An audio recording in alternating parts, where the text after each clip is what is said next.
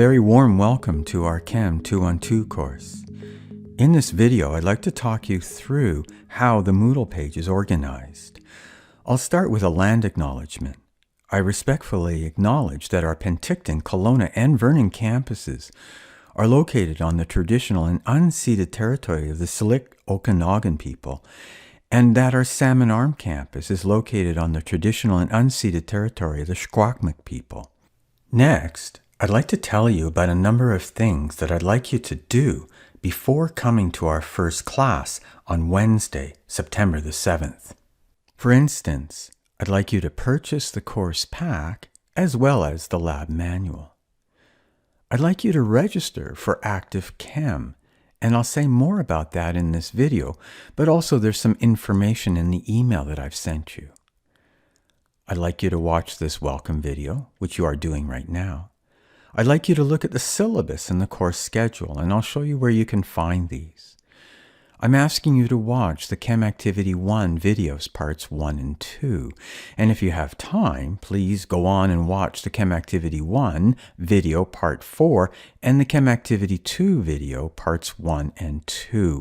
Now, I don't want to overwhelm you, but generally I ask students to do a number of things at the beginning of the course while you still have some time, especially for things that are somewhat review material.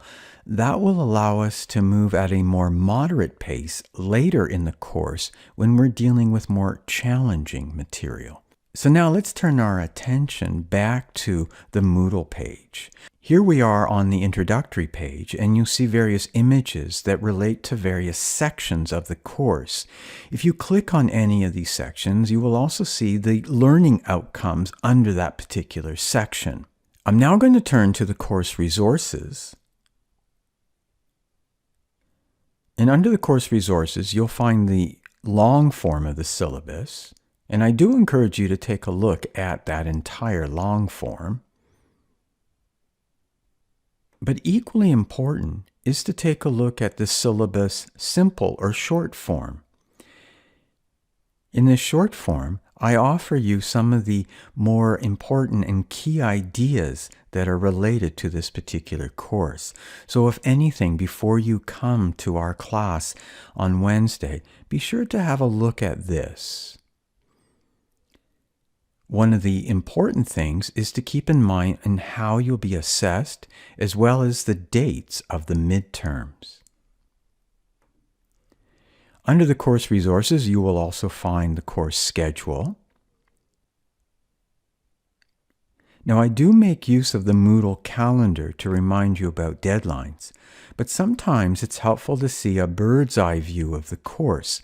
So you see here that I've listed the various course content, the various videos that I will be asking you to look at, and there's some important dates, such as the dates of midterms and dates for the statutory holidays. Under the office hours link, I indicate my office hours, but also when I'm teaching, so you'll know when you can find me in class. Also, I teach both at the Vernon and Salmon Arm campus, so it might be helpful to know on which days I am in either campus. I have a Zoom link here. I'm happy to meet students in person, but sometimes it's more convenient to actually meet via Zoom. One of the things that I've asked you to do is to register for Active Chem. Here's the link right here.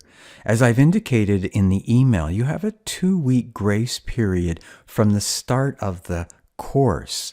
So you can register anytime before Wednesday, and then you still have a 2-week grace period. Please make sure that you've registered for the course before coming to class. And also, I really encourage you to download the app so that then you can be involved in the polling that we're going to do on the very first day. This other link here is the link to the PDF that gives you instructions about how to join the course as well as how to download the app. You will also find a link here to the Chem 212 course pack. Now, I am asking you to buy the course pack at the bookstore. I think it is helpful to be bringing the course pack to class so that you can be writing notes, filling in various pieces of information. If you need to access the course pack and you don't happen to have the hard copy with you, well, you can always click on this link. Some of you, however, may be working, for instance, from a tablet. So in that case, perhaps you don't need to buy the course pack, but rather you can upload the PDF from this link here and work directly on your tablet during class. That part is up to you. I'm looking further, additional video resources. For this course, I'm not asking you to purchase a textbook. Therefore, I try to provide as many resources as possible. If you click on any of these links, you'll see that there's a drop-down menu, and these link to various videos and simulations. So these are extra resources for you to help you master the organic chemistry material. Under the synchronous classes, you'll find here a link that corresponds to class activities. So there'll be various times that I'll ask you to engage in an H5P activity or a tutorial. And then, of course, I'll also be using ActiveChem to poll you. But if it's any other kind of material that you need access to, I'll be posting it here. I will also be posting the Kaltura videos. My intention is to essentially video record every one of the lectures. So in the event that you are absent, you can always come back and take a look at the video. But of course, if I'm recording using Kaltura, I'll also be live streaming the Kaltura. So again, in the event that you cannot actually attend the class in person, you should be able to watch the class online. If you do that, then you'll also be able to participate in the polling. I would much prefer, however, that you actually attend class in person. Under the link ChemAct videos and tutorials, you see that I've organized this according to week. Under each week, I have a number of videos that I'd like you to take a look at. Now, these are in the H5P format. So what this means is as you're watching the video, there'll usually be some sort of question for you to answer. That way I can keep some kind of record that you've participated in watching and answering questions for that video. Now you'll see here I indicate assigned, and then Chem Activity 1, Part 3. This is technically not assigned, but I would encourage you to watch it. Usually that material will actually be covered in class. Each one of these videos is approximately 5 to 10 minutes, and as you're watching a video, you might consider actually increasing the speed at which you watch. I tend to talk slowly, so I don't feel bad if you're going to be watching it at 1.5 to 1.75 times for it to move along a little more quickly. But I want to give you a sense of what's involved in answering the question. So I'm going to open up this first assigned video. So the video is loaded. I usually like to watch it with the full screen. So now I'm going to open up the full screen here. Of course, you would start the video, watch all the content, and then these little circles indicate that there'll be some kind of question. So now I'm going to move towards the question, so I don't have to bore you with the entire video at this point. So now here's the question. The correct answer, well, in fact, there are two correct answers: nuclear attraction for a shared pair of electrons and bonding pair of electrons. I click check. Now, if you don't get the question correct, you will always have an opportunity to retry until you get the question correct. So you should always get a perfect score in watching these videos. Now we click continue.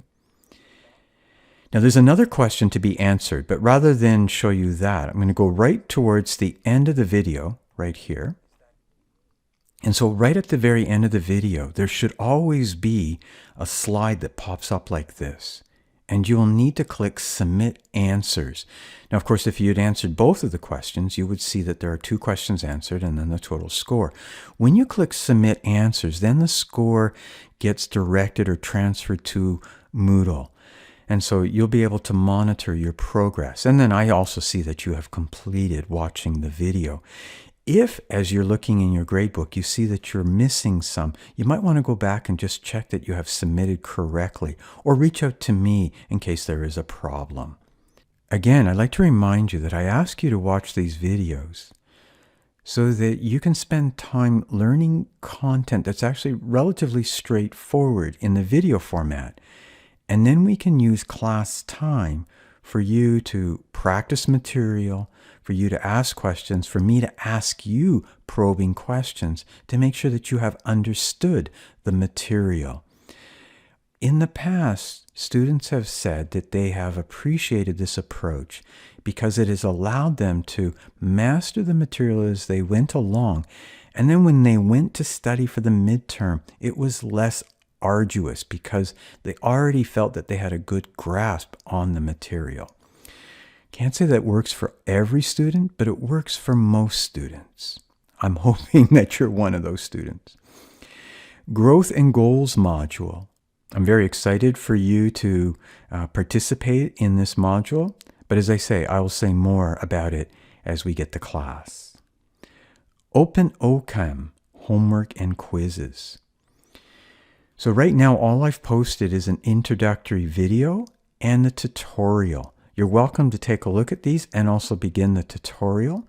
I'll be using OpenOChem as your main form of assessment throughout this course. Essentially, every week there'll be a homework and a quiz that's posted.